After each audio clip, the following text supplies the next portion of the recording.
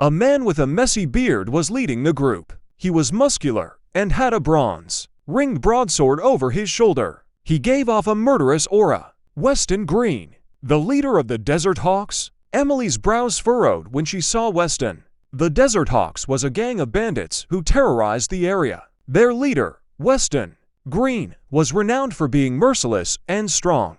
Many skilled martial artists had lost their lives against him. "You two, Sheeves, come on out. No point trying to hide now," Weston shouted, looking at his side. As leaves fell to the ground, a group of men emerged from the trees. Their leader looked like a gentleman.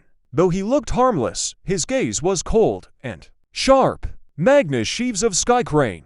Emily's expression went from bad to worse. The Skycranes were just about as powerful as the Iron Fists. Magnus Sheeves, the eldest disciple, was acknowledged as a genius swordmaster in Yuston. "We've got trouble," Vanessa swallowed dryly. Iron Fists, Desert Hawks, and Skycrane were the three major guilds who were worthy opponents of Azure Mist. It would be quite a challenge to get the treasure from them. "Sheeves, Neeson, it seems like several rats are still lurking in the forest. Shall we wipe them out before we get down to business?" Weston smiled sinisterly as his gaze shot over to Emily and the rest of them. His held a killing intent. All eyes fell on them when they heard what Weston said. Their gaze was hostile and unkind. There were many divine-level martial artists present. They could hear everything within a 300-feet radius. "They've noticed us." Vanessa had a bad feeling. "Nathan, Emily, what do we do now? Why are you so worried?" "I'm here. You'll be fine.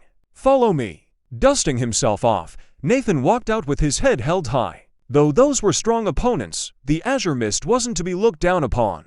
Either, he had the confidence to take them down in a fair fight. "Come on, let's go meet them." Emily gestured to the rest of them and graciously showed themselves. They had initially planned to watch on from the sidelines, but it was too bad that they were noticed so soon.